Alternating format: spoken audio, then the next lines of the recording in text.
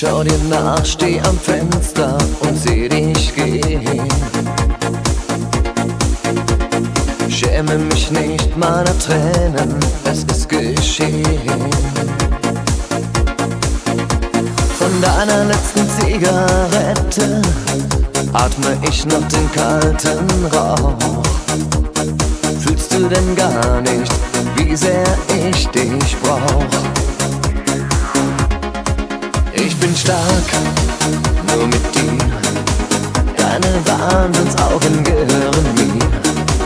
Wenn die Nacht mich umarmt, werden meine Sterne fallen zu 1000 Sternkristallen. Ich bin stark, nur mit dir. Ja, kann ich dich denn nie wieder berühren? Ich bin stark, nur mit dir. Und ich möchte unseren Traum nie mehr verlieren.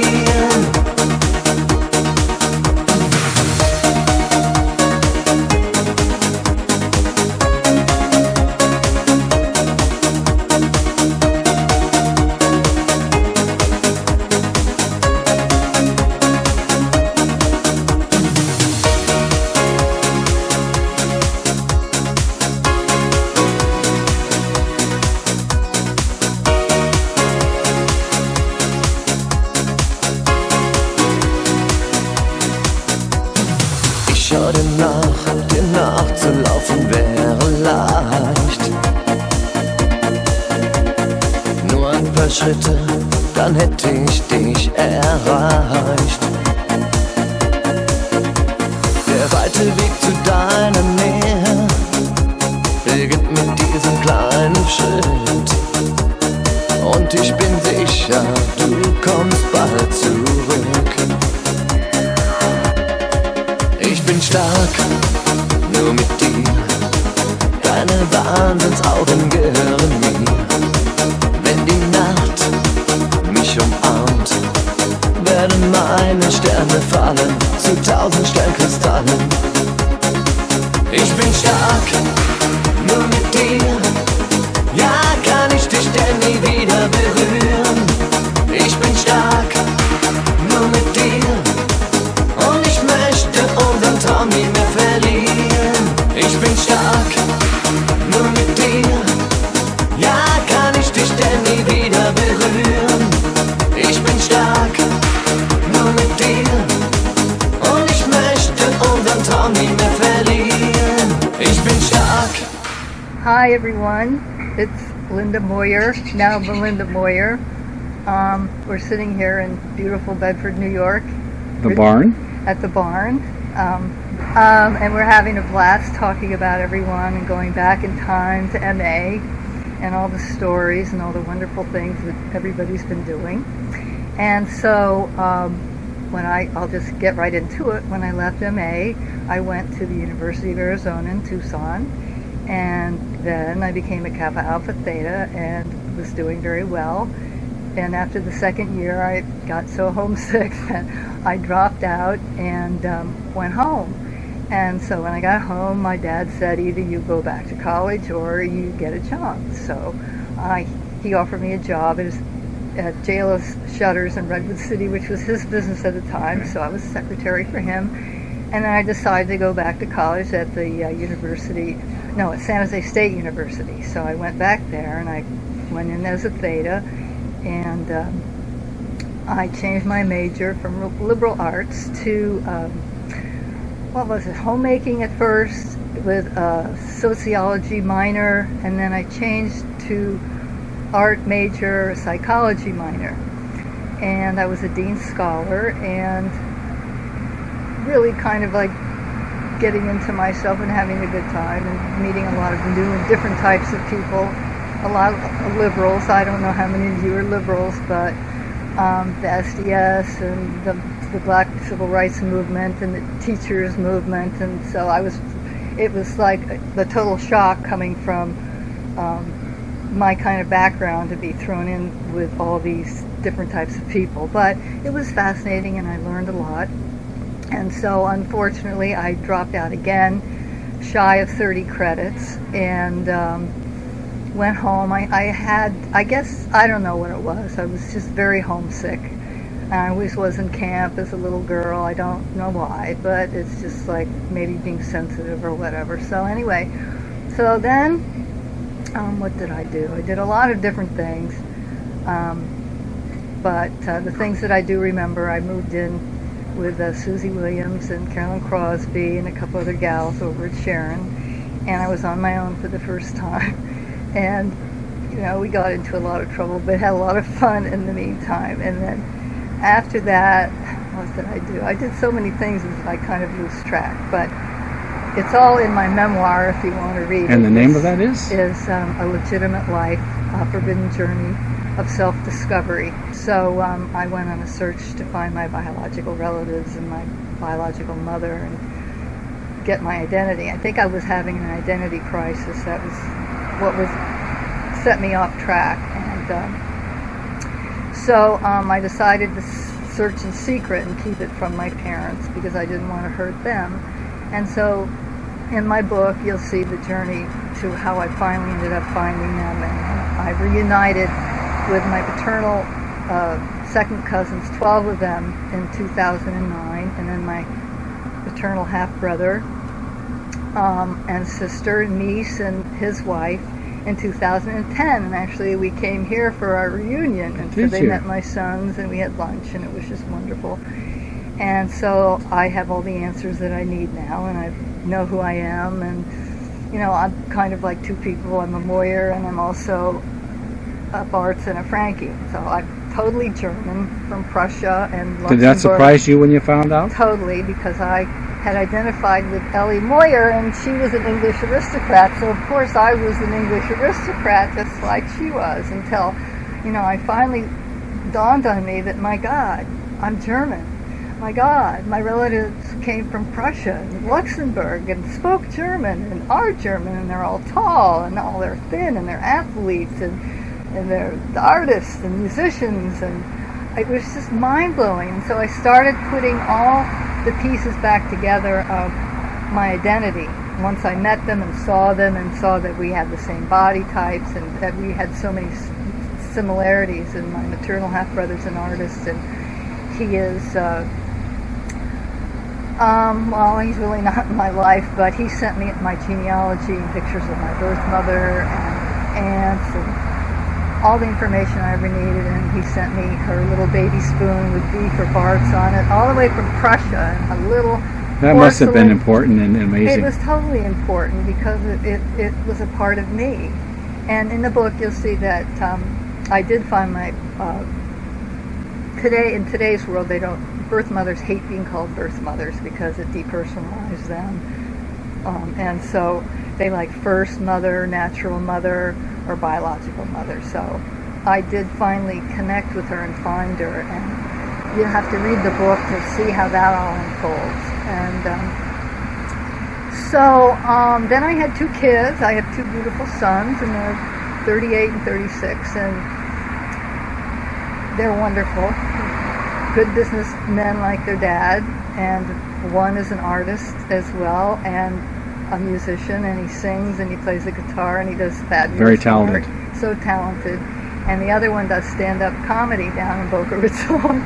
Really? And real estate, and he works for his friend's family they have a big tuxedo business. So he's a traveling salesman for him and then doing real estate on the side. And let's see, what have I done? I've been an artist. I didn't really know I was an artist because no one in my adopted family was particularly artistic, except maybe my grandmother on my mother's side, who was a wood carver. But they didn't recognize my artistic abilities or the fact that I could write. They knew I was a good musician because I played the flute, and it came very easily to me. So my art didn't really blossom until I landed here in 1977. And when I got here, I just started drawing and painting, and it just poured out of me like crazy. And I sold a lot of my artwork. I mean, I was just good. I took lessons from a famous artist who's now deceased, Amy Jones here in Mount Kisco, and she recognized my talent, and so that was very good for me. And I was hauling around one of my kids in the playpen while I was taking drawing lessons from her and the whole thing. And so then it just blossomed from there. I sold my art. I became sort of recognized as an artist, and I started doing hand-painted cards, and then from that I sold all those locally. And after that, what did I do? Oh, I went back to school and finally got my degree, but one of the classes I took was a monoprint class, and so I did some monoprints of orchids and different things, and sold those. And then I got back into making cards for Neiman Marcus, and I did hand-pressed flowers, and I put all these very delicately with a little brush and like watered down glue. Okay. And I did like thousands for all the Neiman Marcus stores, and they had me in the store and set up at a table with the whole thing, and people would come by and look, and then one gal came by and said, well, I'm your competition from Brazil. And I'm going, oh, that's nice. Then a year later, all these hand-pressed cards came out from the Isle of Mauritius, mass-produced, but they were like not really that pretty. They weren't as good. Plus, who wants to? Probably they were just like also made by workers sitting on a table cranking them out. So then Neiman Marcus wanted my next line, and my next line was even more labor intensive, so I just said I can't do it. It's just too much work. It's too much. I can't handle it with 2 kids and this and that and the other thing. So then a couple years later, I sent in a couple cards to an agent in New York. She's one of the top handmade art card agents in New York City, and I sent her some of my work, so she signed me on with 80 other world-class artists she was representing, and they would take baskets, like picnic baskets full of our cards, and they would travel all over the world and get us orders. Wow. So I had to crank out, what's your new, and then I'd get an order, and I have to fill that and get it in by a certain time. And she said, well, we need new ones for Christmas, we need new ones for this So and you were that. under a lot of pressure. So I was under a lot of pressure, and that lasted like a good 6 years, and then I burned out from that, and I said, I can't do anymore, that's it. So then I decided, well, let's see, what else could I do? So I think by then I'd started my memoir, and I had my first laptop computer, so I could start writing, and when I got frustrated or whatever, I could hit the save button and then come back. So that's how that all happened. Prior to that, I was always writing, but I would always rip it up and tear it up like, oh, this is nothing, it's stupid. So on the computer you could save it. I could save it in the computer, and then when I was fresh and feeling positive, I could come back and take off, start up where I had taken off, and always hit save and not delete. So there's a message there somewhere. yes. Okay. And let's see. So then I taught flute through the BOCES Arts and Education System in the elementary schools for a while, and then I worked for an art gallery and taught art over there and managed the art gallery and sold some of my art in Katona.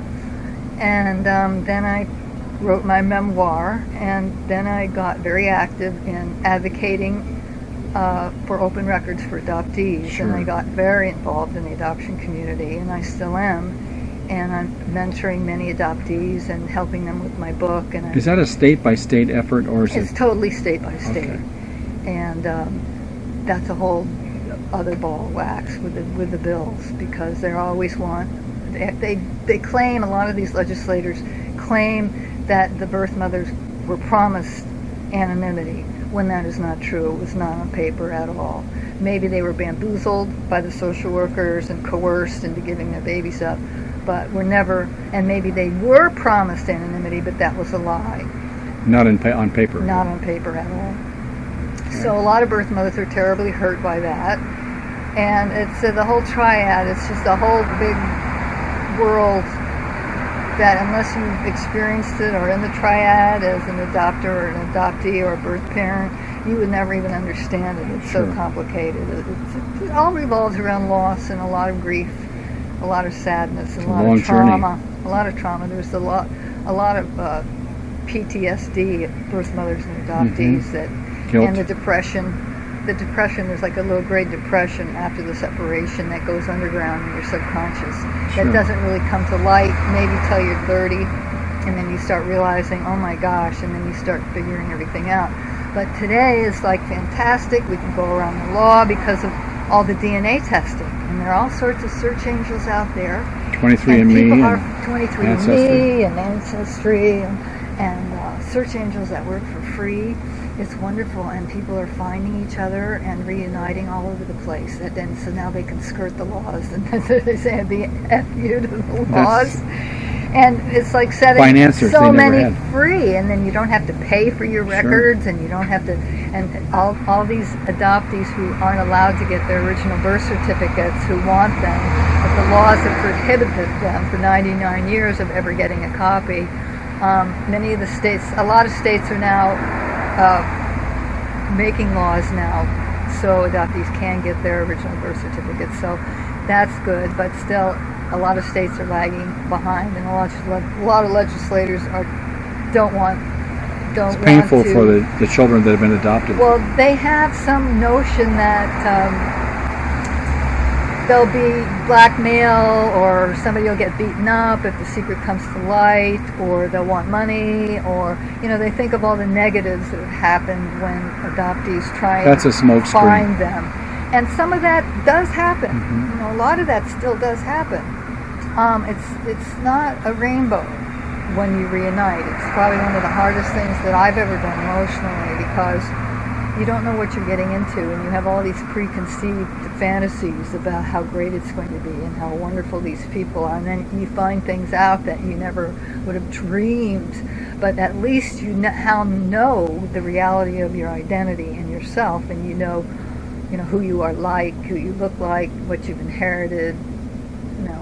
Or from the standpoint of like the birth mother, where they've gone on with a new life and they haven't told the Exactly. children they've had under that new arrangement. Right, or a birth father who never told his wife Yes. that he had a child out of wedlock before she got married, and then that child comes back, knock, knock, knock, and she Yes. finds out, and that can ruin a marriage. So, but anyway, so most people know what I'm talking about there Sure. in the adoption world. So, actually, right now I'm fairly retired, and may write another book, I'm not sure.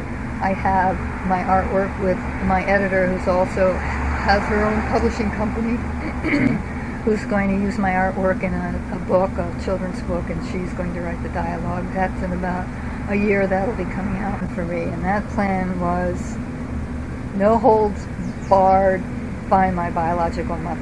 And that's all I really wanted to do. And so that was like my secret agenda.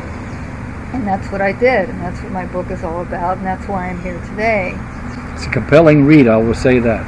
And the reason I'm here today is I do believe there's a higher power, and I was way off track, and I got down on my hands and knees, and I prayed to God. I said, listen, I will do anything. I will never do anything bad in my whole life, ever again, if you help me find my birth mother. And somehow or other, I ended up meeting my future husband in New York, and I had taken the plane from where I was living, temporarily living, after I went to the adoption agency, and they told me they couldn't give me any information. And the plane was delayed, and I asked these ladies at the Guggenheim, and I was like all into my art, and it was just starting to come out. And I asked them, I said, where would someone like myself go, because the plane's delayed because of a snowstorm, to meet up with other people my age? And she goes, oh, go to Maxwell's Plum. So I got in a cab and I went to Maxwell's Plum, and back in those days spinach salad was a big thing. So I was sitting there eating my spinach salad, and these two guys walked in. One was really tall, dark, not so handsome, and then there was a shorter one that was very dark and very handsome. And it's just like I kind of ignored them, and they walked past me, and then they came back and they sat at the table right across from me. So I'm sitting there minding my own business, and all of a sudden I'm listening to the conversation. And the short one was the funniest guy I'd ever heard, and I could not stop laughing. And the more he talked, the funnier he got, to the point where I was just in stitches. It's like I was practically spitting out my wine. And so I looked over, and he looked over at me, and they invited me to their table. So we started talking, and the more we talked, the funnier he got, and the more interesting he got. And this guy's brilliant. He's fascinating. He's a writer. He's fantastic. He has charisma. He has everything. And so it's like he wanted me, of course he wanted me to come home with him that night right away. And I said, no, I'm not into playing games. So if you're really serious about having a relationship, get a hold of me at the Journal. I was staying with my aunt in Illinois and working for their newspaper at the time. So he started calling me and calling me and calling me. And so finally I flew out, and he had a darling little house where I live now. And I fell in love with him. I just did. And then I just blossomed. And he was so different and opposite of my adopted family that I finally could relax. I could be myself. He encouraged me to do my art. Anything I wanted was fine. And he was so laid back and so funny. I guess it was just meant to be. Yeah. And then the adoption angle is, wouldn't you know, his half-brother was a birth father, and I never would have known this. And I had given up finding my mother, and I was really ready to just throw in the towel. Sure. And just give up on the whole thing and life in general. And so the way I found my birth mother is that he finally said, well, I found my son, and here is the gal you contact, and she'll help you find your mother.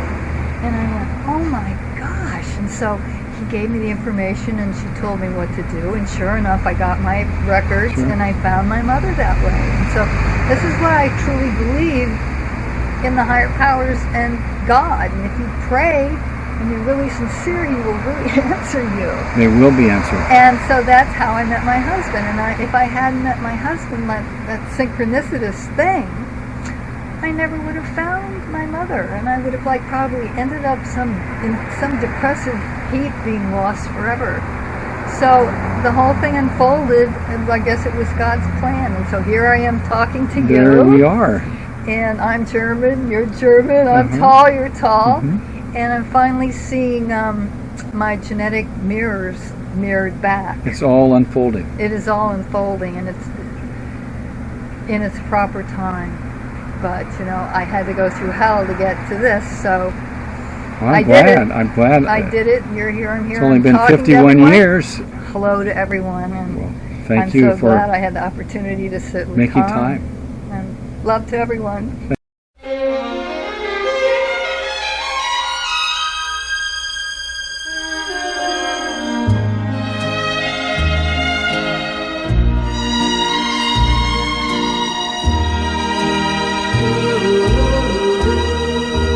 Welcome to my world.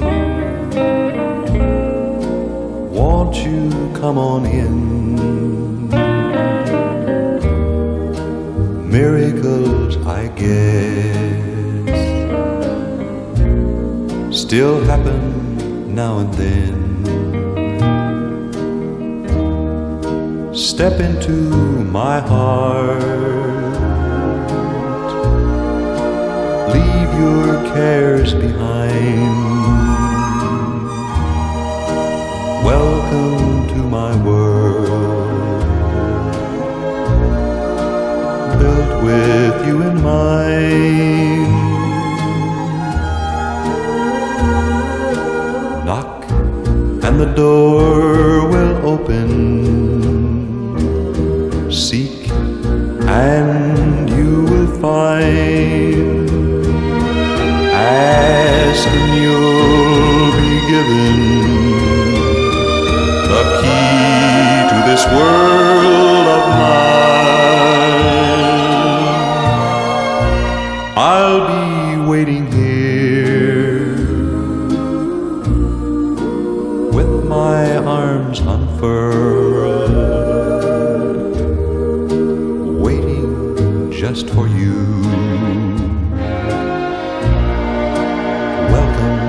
My world.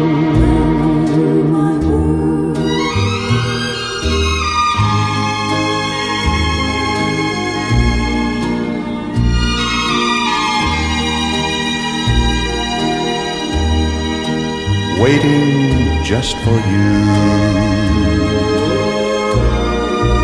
Welcome to my